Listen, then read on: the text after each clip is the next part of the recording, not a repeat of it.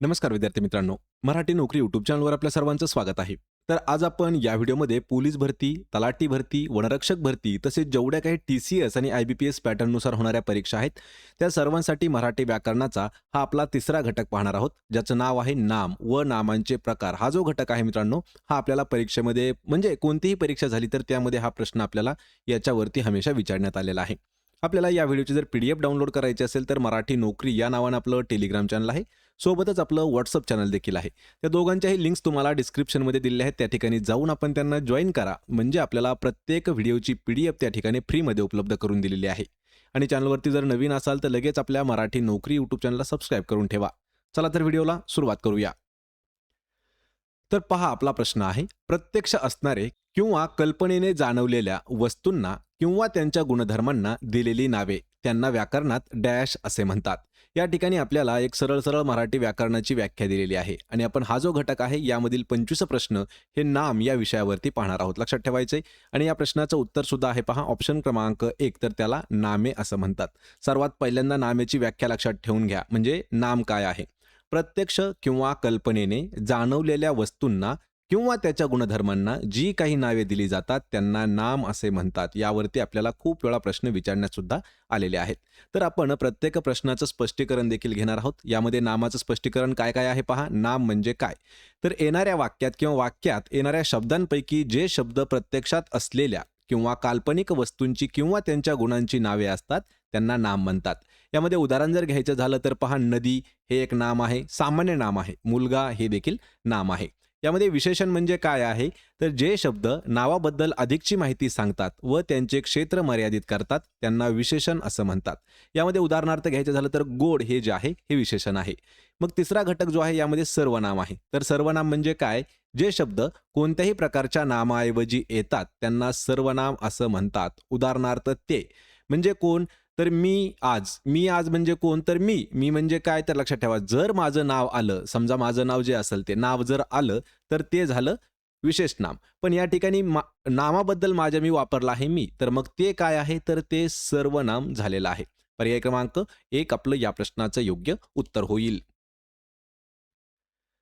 चला प्रश्न क्रमांक दुसरा आहे, आमची तारा आता कॉलेजात जाते. या वाक्यातील अधोरेखित नाम कोणत्या प्रकारचं आहे? आणि या वाक्यामध्ये तारा हा जो शब्द आहे हा अधोरेखित केलेला शब्द आहे. आपल्याला याचं नाम कोणत्या प्रकारचं आहे ते ओळखायचं आहे. आणि मित्रांनो, हा सुद्धा प्रश्न आपल्याला जवळपास 4 वेळा परीक्षेमध्ये विचारण्यात आलेला होता पोलीस भरतीमध्ये. त्यामुळे हा प्रश्न महत्त्वाचा आहे. आणि या व्हिडिओमध्ये जेवढे काही आपण 25 प्रश्न घेतलेले आहेत, तर हा प्रत्येक प्रश्न परीक्षेमध्ये आपल्याला विचारण्यात आलेला होता.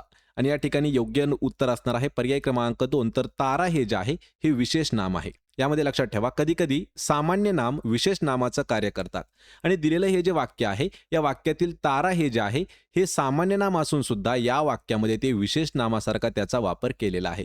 तारा हे जे काय आहे, तर तारा एका मुलीचं नाव आहे. मुलगी हे जे काय आहे हे सामान्य नाम झालं आणि तारा हे जे आहे हे विशेष नाम झालं. म्हणजे पर्याय क्रमांक 2 आपलं या प्रश्नाचं उत्तर होईल. प्रश्न क्रमांक तिसरा आहे, ज्या नामामुळे प्राणी किंवा वस्तू यांच्यामध्ये असलेला गुण, भाव व धर्म यांचा बोध होतो तेव्हा त्याला डॅश असे म्हणतात. या ठिकाणी आपल्याला परत एक वेळा व्याख्या विचारण्यात आलेली आहे.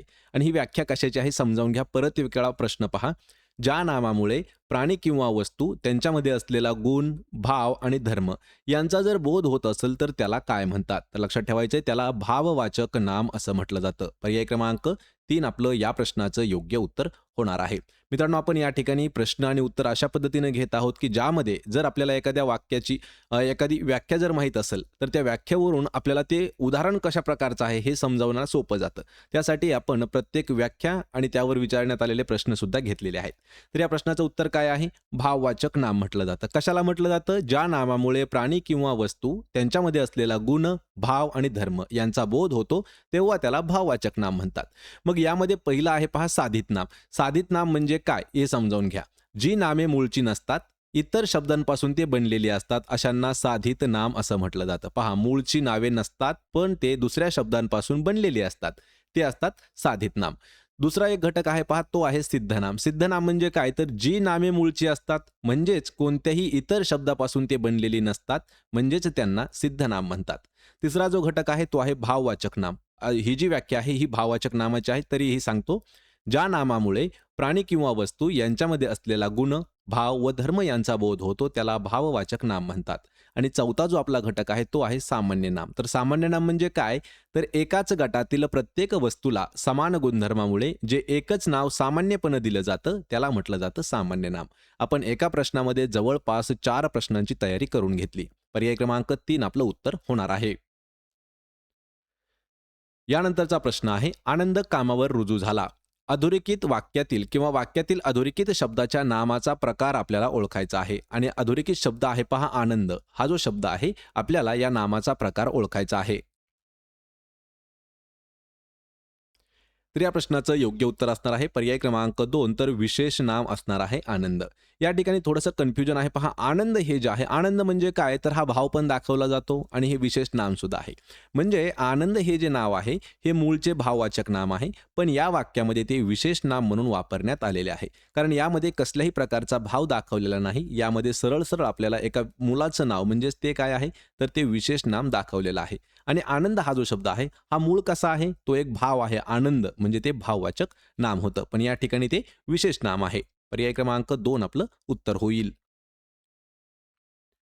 प्रश्न क्रमांक 5 आहे, गणूला सातारी पेढे खूप आवडतात. या वाक्यातील सातारी पेढे या शब्दाचा प्रकार आपल्याला ओळखायचा आहे. पहा मित्रांनो, खूप महत्वाचा प्रश्न आहे पहा. गणूला सातारी पेढे खूप आवडतात. या वाक्यामधील सातारी पेढे जे आहे या शब्दाचा प्रकार आपल्याला ओळखायचा आहे. आणि या प्रश्नाचं योग्य उत्तर आहे ऑप्शन क्रमांक 3 तर हे विशेषण असणार आहे. विशेषण का असणार आहे? तर सातारी हे जे आहे लक्षात ठेवा, सातारी काय आहे? विशेषण आहे. आणि पेढे हे जे आहे तर हे सामान्य नाम आहे. कसले पेढे? तर सातारी पेढे. म्हणजे काय? तर त्याबद्दल विशेष माहिती सांगितलेली आहे. कसे पेढे? सातारी पेढे. म्हणजेच हे विशेषण आहे. आणि पेढे हे जे आहे हे नाम आहे. लक्षात ठेवा, नामाबद्दल अधिक माहिती सांगतोय शब्द कोणता? सातारा. म्हणजे हे विशेषण आहे. आणि दिलेले वाक्य जे आहे यामध्ये पेढे या नामाबद्दल सातारी हा शब्द अधिक माहिती सांगत आहे, म्हणून हे नामसाधित विशेषण असणार आहे. पर्याय क्रमांक 3 आपलं या प्रश्नाचं योग्य उत्तर होईल. प्रश्न क्रमांक 6 आहे, खालीलपैकी भाववाचक नाम आपल्याला ओळखायचं आहे. यामध्ये रुपेश, वात्सल्य, समिती आणि सैन्य यापैकी काय आपल्याला विचारलंय? भाववाचक म्हणजे भाव दाखवणारं नाम या प्रश्नामध्ये कोणतं आहे? आणि या प्रश्नाचं योग्य उत्तर असणार आहे ऑप्शन क्रमांक 2 तर वात्सल्य हा जो शब्द आहे हा आपल्याला भाव दाखवणारा शब्द आहे. यामध्ये रुपेश हे जे आहे तर रुपेश हे विशेष नाम आहे. लक्षात ठेवा, रुपेश विशेष नाम आहे. वात्सल्य जे आहे तर वात्सल्य हे भाववाचक नाम आहे. आत्ताच आपण सांगितलं की रुपेश हे विशेष नाम आहे. आणि यामध्ये सैन्य आणि समिती हे जे 2 शब्द आहेत तर हे सामान्य नाम आहेत. पण सामान्य नाममध्ये सुद्धा ते समूहदर्शक नाम आहेत. कारण समिती म्हणजे काय असतो? एक ग्रुप असू शकतो. आणि सैन्य काय असते? ते सुद्धा एका ग्रुपमध्ये असू शकतात. म्हणजे हे समूहदर्शक शब्द असणार आहेत. खालचे 2 समिती आणि सैन्य.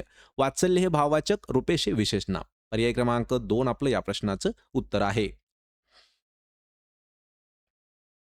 प्रश्न क्रमांक 7 आहे, खालीलपैकी कोणत्या नामाचे अनेक वचन होत नाही? यामध्ये विशेष नाम, सामान्य नाम, भाववाचक नाम या 3 पैकी असं कोणत्या नामाचा प्रकार आहे की त्याचं अनेक वचन होत नाही?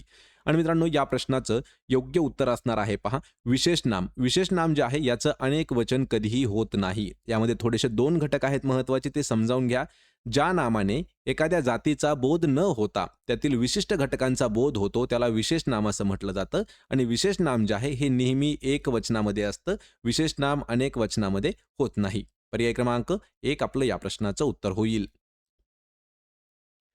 प्रश्न 8 आहे, मुलगा, खेळणी, नदी, शाळा खालीलपैकी कोणती नावे आहेत? या ठिकाणी मी खेळणी म्हणालो तर हे लेखणी असा शब्द आहे. मुलगा, लेखणी, नदी आणि शाळा हे कोणत्या प्रकारचे शब्द आहेत किंवा नाम आहेत? या प्रश्नाचं योग्य उत्तर असणार आहे पर्याय क्रमांक 2 तर हे सामान्य नाम आहेत. लक्षात ठेवायचंय, हे जे आहे हे कॉमन नाव आहे. यामध्ये जर मुलाच्या ऐवजी समजा शशी नाव असतं. शशी काय आहे? शशी हे विशेष नाम झालं. नदी, पण नदी कोणती नदी? तर गंगा नदी हे सुद्धा विशेष नाम झालं. कोणती शाळा? शाळेचं नाव दिलं असतं ते सुद्धा विशेष नाम झालं असतं. पण या ठिकाणी हे कॉमन नाव आलेले आहेत म्हणजे ते सामान्य नाम आहेत. पर्याय क्रमांक 2 आपलं उत्तर आहे. यानंतरचा प्रश्न आहे पहा, खालीलपैकी गटात न बसणारा शब्दसमूह आपल्याला ओळखायचा आहे. पहा, गटात न बसणारा म्हणजे 4 पैकी असे 3 घटक जे आहेत ते सारखे आहेत आणि चौथा घटक त्यांच्यापेक्षा भिन्न आहे म्हणजेच तो वेगळा आहे आणि तो शब्द आपलं उत्तर असणार आहे. तर मित्रांनो या प्रश्नाचं योग्य उत्तर आहे ऑप्शन क्रमांक 4. तर अलंकारिक नाम हा जो घटक आहे तर हा गटामध्ये बसत नाही. यामध्ये सामान्य नाम, विशेष नाम आणि भाववाचक नाम हे जे आहेत हे नामाचे एकूण 3 प्रकार आहेत आणि यामध्ये अलंकारिक नाम जे आहे ते बसत नाही. म्हणजेच पर्याय क्रमांक 4 आपलं उत्तर होईल. प्रश्न क्रमांक 10 आहे. नर्मदा नदीचे पाणी अत्यंत स्वच्छ आहे. अधोरेखित शब्दाची आपल्याला जात ओळखायची आहे आणि यामध्ये या प्रश्नामध्ये 2 शब्द जे आहेत ते अधोरेखित केलेले आहेत. पहिला शब्द आहे नर्मदा आणि दुसरा शब्द आहे पहा पाणी. तर आपल्याला नर्मदा आणि पाणी हे जे शब्द आहेत यांची जात आपल्याला ओळखायची आहे. आणि मित्रांनो लगेच सांगता येईल आपल्याला की नर्मदा काय आहे, नदीचं नाव आहे, म्हणजे हे जे काय आहे हे विशेष नाम या ठिकाणी आलेलं आहे आणि पाणी जे आहे ते सामान्य नाम आहे. म्हणजेच पर्याय क्रमांक 1 आपलं या प्रश्नाचं योग्य उत्तर होणार आहे. नदी जे आहे हे विशेष नाम आलेलं आहे. कोणतं? नर्मदा नदी. लक्षात ठेवा नर्मदा दिलेला आहे आणि सामान्य नाम जे आहे तर हा पाणी हा शब्द सामान्य नाम आहे. याविषयी तेवढंसं काही आपण स्पष्टीकरण पाहून घेऊया.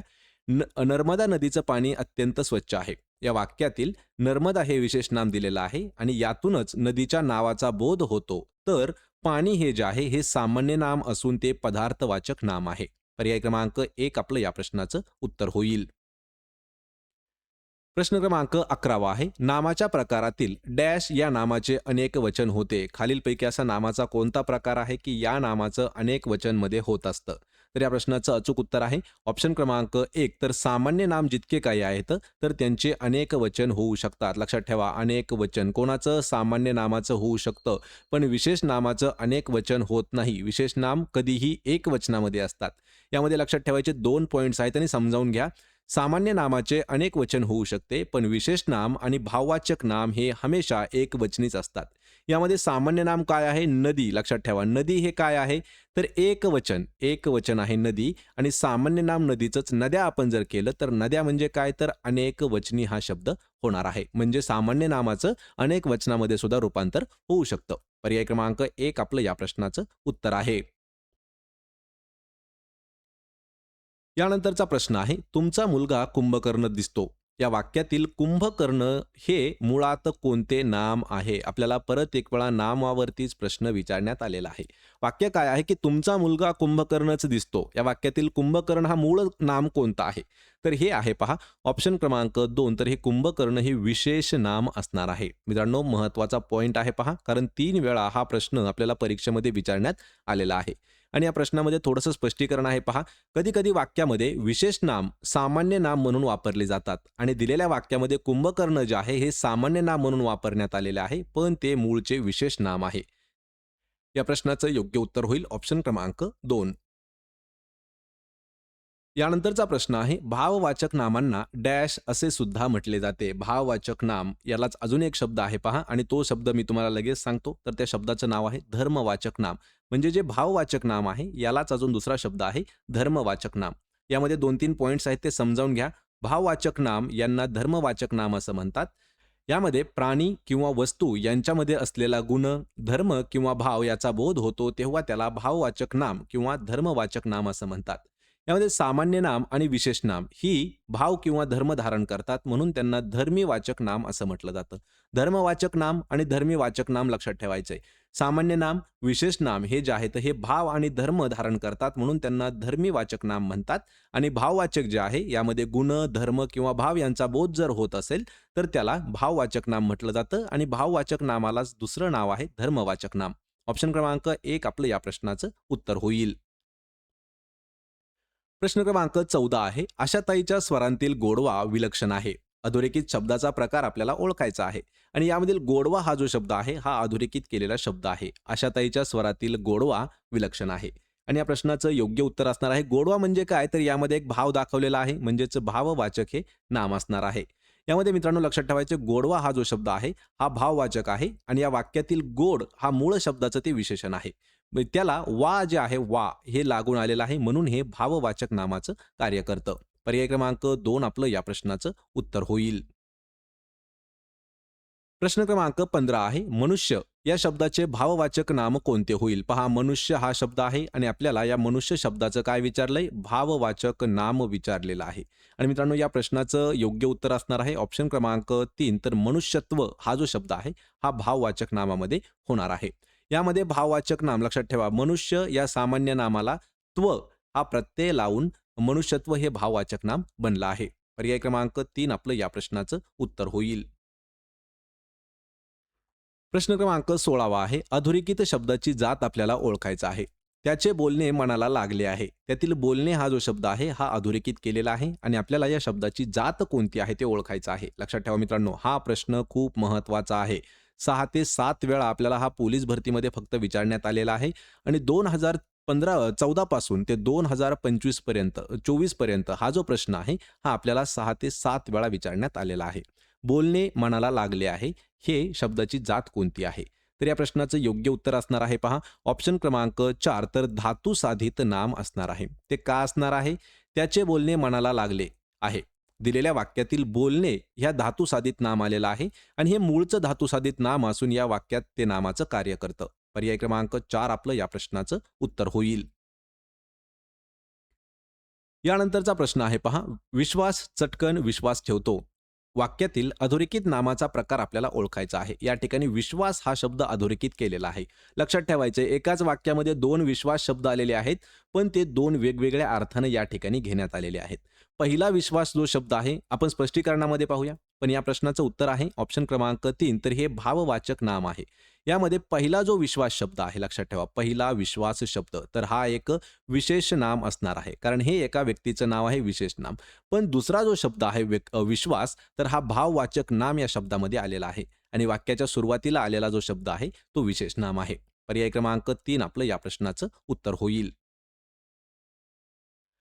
यानंतरचा प्रश्न आहे खालीलपैकी कोणत्या वाक्यात धातू साधित नाम आलेले आहे? मित्रांनो प्रश्न हा खूप महत्त्वाचा आहे. यामध्ये 4 वाक्य दिलेले आहेत. साखरेत गोडी असते, हत्तीचे चालणे सावकाश आहे, हिमालय हा सर्वात उंच पर्वत आहे आणि रामजी काका भारावून गेले. या वाक्यापैकी कोणतं असं वाक्य आहे की त्यामध्ये धातू साधित नाम आलेलं आहे? आणि या प्रश्नाचं अचूक उत्तर होणार आहे पर्याय क्रमांक 2 तर हत्तीचे चालणे सावकाश असते यामध्ये धातू साधित नाम आलेलं आहे. यामध्ये लक्षात ठेवा वाक्य खूप महत्त्वाचं आहे. हत्तीचे चालणे सावकाश असते. या वाक्यामध्ये चालणे हा धातू साधित शब्द हा वाक्यामध्ये नामासारखा वापरण्यात आलेला आहे आणि धातूंना प्रत्यय लावून तयार होणाऱ्या किंवा तयार झालेल्या नामांना धातू साधित असं म्हटलं जातं. चाल हा जो शब्द आहे हा मूळचा शब्द आहे आणि त्याला ने हा प्रत्यय लागलेला आहे म्हणजेच हे धातू साधित नाम झालेलं आहे. ऑप्शन क्रमांक 2 आपलं उत्तर होईल.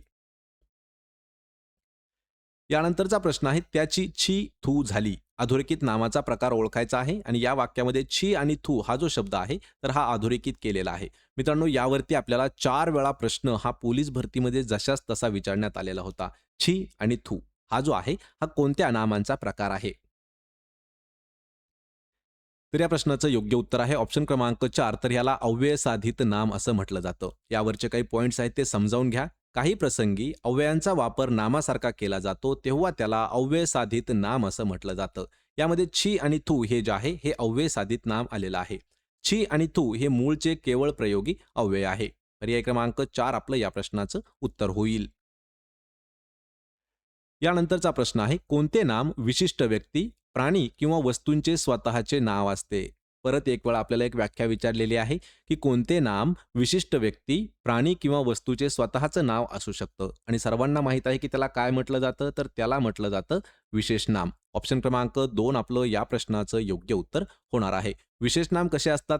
समजा मुलगा हा जो झाला मी परत एक वेळा सांगतो मुलगा हा जो आहे हे सामान्य नाम झालं. मुलगा हे सामान्य नाम झालं. पण त्यामधील समजा दिनेश हा जो आहे, दिनेश मुलगा जर विचारलं तर दिनेश काय झालं तर दिनेश विशेष नाम झालं. म्हणजे एका विशिष्ट व्यक्तीचं नाव झालं.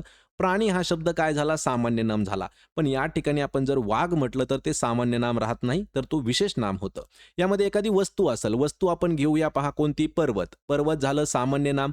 पण याच ठिकाणी आपण कळसुबाई पर्वत जर म्हटलं तर कळसुबाई हे विशेष नाम झालेलं आहे. म्हणजेच या प्रश्नाचं उत्तर होईल ऑप्शन क्रमांक 2. यामध्ये काही महत्त्वाचे विशेष नामाच्या व्याख्यान ते पहा. ज्या नामाने जातीचा बोध होत नसून त्या जातीतील एका विशिष्ट व्यक्तीचा, प्राण्याचा किंवा विशिष्ट वस्तूचा बोध होतो त्याला विशेष नाम असं म्हणतात. यामध्ये उदाहरण पहा हरी मुलाचं नाव आहे, आशा मुलीचं नाव आहे, हिमालय वस्तूचं नाव आहे आणि भारत सुद्धा एका वस्तूचं म्हणजेच एक युनिक नाम आहे. म्हणजेच पर्याय क्रमांक 2 आपलं उत्तर होईल. यानंतरचा प्रश्न आहे आम्हाला आजच्या विद्यार्थ्यात सुदामा नको भीम हवेत. सुदामा नको लक्षात ठेवायचे अधोरेखित केलेल्या शब्दाचा प्रकार सांगायचा आहे. सुदामा नको भीम हे जे आहे हे अधोरेखित केलेला शब्द आहे. यातील आपल्याला प्रकार सांगायचा आहे. आणि या प्रश्नाचं योग्य उत्तर आहे पर्याय क्रमांक 3, तर हे सामान्य नाम आलेलं आहे. ऑप्शन क्रमांक 3 आपलं या प्रश्नाचं उत्तर होईल. यामध्ये थोडेसे पॉइंट्स आहेत, ते पॉइंट्स समजावून घ्या. आम्हाला आजच्या विद्यार्थ्यात सुदामा नको भीम हवेत या वाक्यामध्ये सुदाम आणि भीम हे विशेष नाम आहेत, पण वाक्यामध्ये ते सामान्य नाम म्हणून वापरण्यात आलेले आहेत. विशेष नामाचे अनेक वचन केल्यास त्याचं रूपांतर हे सामान्य नामामध्ये होत असतं. लक्षात ठेवा. एकतर विशेष नामाचं हे अनेक वचन होत नाही, पण जर अनेक वचन केलं तर ते जे आहे ते सामान्य रूपामध्ये होतं. म्हणजे सुदाम हे जे काय आहे हे एक वचन आहे आणि सुदामा म्हणजे काय अनेक सुदाम हे जे आहे अनेक वचन आहे, पण त्यांचं रूपांतर जर झालं तर ते काय होतं सामान्य नाम होतं. पर्याय क्रमांक 3 आपलं उत्तर होईल. प्रश्न क्रमांक 22 आहे. पुढील वाक्यातील अधोरेखित शब्दाची जात आपल्याला ओळखायचं आहे. वाक्य काय आहे? चालणे हा सर्वोत्तम व्यायाम आहे. या वाक्यातील शब्दाची जात ओळखायची आहे आणि अधोरेखित केलेला शब्द आहे पहा चालणे. तर या प्रश्नाचं योग्य उत्तर काय असणार आहे? ऑप्शन क्रमांक 4, तर हे धातू साधित नाम असणार आहे. मागच्या काही प्रश्नामध्ये आपण धातू साधित नाम काय आहे हे खूप वेळा पाहिलेलं आहे. तरीही तुम्हाला एक वेळा परत एक व्याख्या सांगतो. धातूला प्रत्यय जोडून त्याच्या नामासारखा उपयोग केल्यास त्याला धातू साधित नाम असं म्हणतात आणि दिलेलं जे वाक्य आहे यामध्ये चाल या धातूला प्रत्यय जोडून चालणे असा नामासारखा उपयोग या ठिकाणी केलेला आहे. म्हणजेच पर्याय क्रमांक 4 आपलं या प्रश्नाचं उत्तर होईल. प्रश्न क्रमांक 23 आहे. त्याचे वागणे चांगले नाही. अधोरेखित शब्दाचा आपल्याला प्रकार ओळखायचा आहे आणि वागणे हे जो शब्द आहे हा अधोरेखित केलेला आहे, म्हणजेच आपल्याला या शब्दाचा प्रकार ओळखायचा आहे. या प्रश्नाचं योग्य उत्तर असणार आहे ऑप्शन क्रमांक 2, तर हे देखील धातू साधित नाम आलेलं आहे. यामध्ये महत्वाचा शब्द आहे वाघ. तर वाघ हा मूळ धातू आहे आणि त्याला ने हा प्रत्यय लागला आहे. म्हणून मूळ धातूला प्रत्यय लागल्यावर धातू साधित नाम तयार होतं. म्हणजेच पर्याय क्रमांक 2 आपलं या प्रश्नाचं उत्तर होईल. यानंतरचा प्रश्न आहे. खेड्यापाड्यांमध्ये गुणवत्ता असते, पण ती शोधावी लागते. या वाक्यातील सर्वनाम आपल्याला शोधायचं आहे. यामध्ये गुणवत्ता आणि गुणवत्तेच्या ऐवजी दुसऱ्या वाक्यामध्ये सरळ सरळ आहे पण ती म्हणजे कोण तर गुणवत्ता शोधावी लागते. म्हणजे ती जे शब्द आहे लक्षात ठेवा वाक्यामध्ये दिलेला ती शब्द हा सर्वनाम असणार आहे. सर्वनामाची व्याख्या आपल्याला माहीतच आहे की नामाऐवजी वापरला जाणारा जो शब्द असतो त्याला म्हटलं जातं सर्वनाम. या ठिकाणी नाम आपण समजूया गुणवत्ता, पण दुसऱ्या वाक्यामध्ये काय दिलेलं आहे की पण ती शोधावी लागते. म्हणजे कोण शोधावी लागते? गुणवत्ता शोधावी लागते. म्हणजे ती हे जे आहे हे सर्वनाम आहे. पर्याय क्रमांक 4 आपलं उत्तर असेल. प्रश्न क्रमांक 25 आहे. कृष्णा नदी आणि ही महाबळेश्वर या ठिकाणाहून उगम पावते. या वाक्यातील विशेष नाम आपल्याला ओळखायचं आहे आणि हे जे वाक्य आहे या वाक्यामध्ये आपल्याला 2 विशेष नाम आहेत. कोणती नदी आहे? तर नदी लक्षात ठेवायचे सामान्य नाम आहे. कृष्णा कोणती आहे? तर नदी आहे. म्हणजे कृष्णा काय झालं तर हे विशेष नाम झालं आणि महाबळेश्वर म्हणजे काय आहे? ठिकाणाचं नाव आहे, म्हणजे हे देखील विशेष नाम झालं. म्हणजेच कृष्णा व महाबळेश्वर हे विशेष नामे आलेले आहेत. पर्याय क्रमांक 3 आपलं या प्रश्नाचं उत्तर होईल. याचं याचं स्पष्टीकरण देखील पहा. कृष्णा हे जे आहे हे नदीचं नाव आहे आणि महाबळेश्वर हे एका ठिकाणाचं नाव आहे. यामधून विशिष्ट गोष्टीचा बोध होतो, म्हणून ही दोन्हीही विशेष नामं आलेली आहेत. पर्याय 3 उत्तर असेल. तर मित्रांनो हे होते महत्त्वाचे 25 प्रश्न जे आपल्याला परीक्षेमध्ये विचारण्यात आलेले होते. या 25 पैकी किती प्रश्नाची उत्तरं देता आली हे मला कमेंट करून नक्की सांगा. व्हिडिओ जर आवडला तर व्हिडिओला आपल्या लाईक करा, मित्रांमध्ये व्हिडिओ शेअर करा आणि आपल्या मराठी नोकरी यूट्यूब चॅनलला सबस्क्राईब करायला विसरू नका. आपण प्रत्येक व्हिडिओची PDF अगदी फ्रीमध्ये आपल्या टेलिग्राम चॅनलवरती प्रोव्हाइड करत असतो. तर टेलिग्राम चॅनलची लिंक सुद्धा मी तुम्हाला डिस्क्रिप्शनमध्ये दिलेली आहे. जर लिंक ओपन नाही झाली तर मराठी नोकरी नावानं आपलं टेलिग्राम चॅनल आहे, जाऊन सर्च करा. सर्च केल्याच्या नंतर जे व्हेरिफाईड चॅनल असेल ते आपलं मराठी नोकरीचं ऑफिशियल चॅनल आहे. आपण भेटूया पुढच्या एका अशाच नवीन व्हिडिओमध्ये. तोपर्यंत जय हिंद, जय महाराष्ट्र.